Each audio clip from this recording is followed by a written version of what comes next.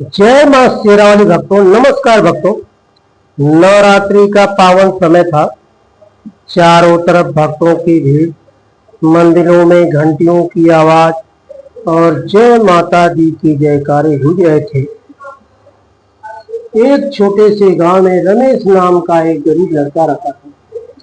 वह हर साल नवरात्रि में माता रानी का व्रत रखता, लेकिन इस बार उसकी हालत बहुत खराब थी। घर में खाने तक के पैसे नहीं थे। फिर भी उसने मन ही मन कहा, माँ, मैं इस बार भी आपका व्रत रखूंगा, चाहे कुछ भी हो जाए। दिन बीतते गए। भूखे पेट भी रमेश माता का नाम जपता रहा। नवमी का दिन आया। उसके पास कन्याओं को खिलाने के लिए कुछ भी नहीं था। उसकी आंखों में आंसू आ गए। तभी अचानक दरवाजे पर दस्तक हुई। रमेश ने दरवाजा खोला तो देखा एक छोटी सी कन्या खड़ी थी, साधारण कपड़ों में, लेकिन उसके चेहरे पर एक अद्भुत तेज था।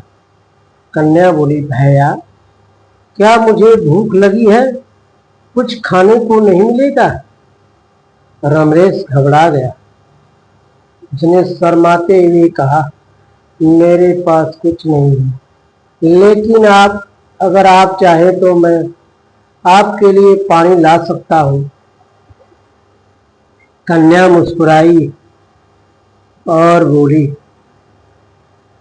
आपने सच्चे दिल से माँ को याद किया है। क्या आप मुझे अपने घर में बैठने देंगे? रमेश ने तुरंत उन्हें अंदर बुलाया। जैसे ही कन्या अंदर आई, घर में एक अजीब सी रोशनी फैल गई। रमेश हैरान रह गया। कन्या ने कहा, रमेश, क्या तुम मुझे पहचानते नहीं? रमेश घबरा कर बोला, नहीं, आप कौन हैं?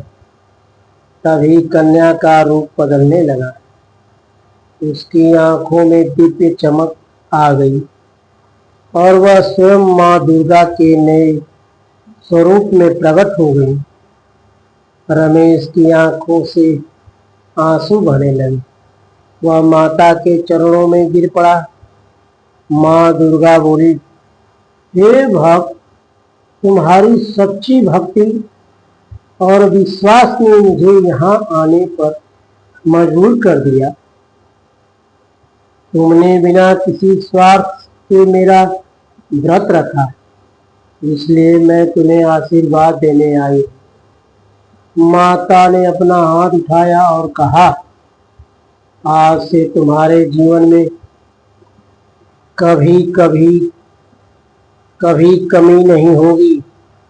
इतना कहते ही रमेश का छोटा सा घर महल जैसा चमकने लगा। उसके जीवन की सारी परेशानियां खत्म हो गई और तभी माँ दुर्गा धीरे धीरे अंतर ध्यान हो गई। रमेश ने हाथ जोड़कर कहा, जय माता दी।